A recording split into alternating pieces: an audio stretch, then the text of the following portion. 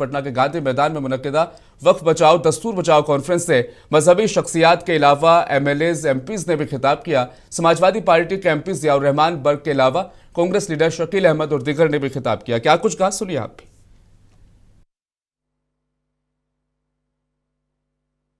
کیا قانون بنایا گیا؟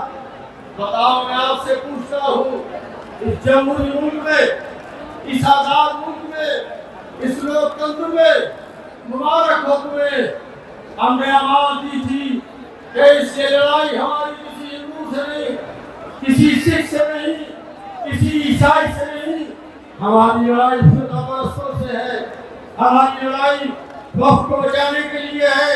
ہم نے ملک کے تمام لوگوں کو آواز دی کہ ہمارے ساتھ کھڑے ہو جاؤ۔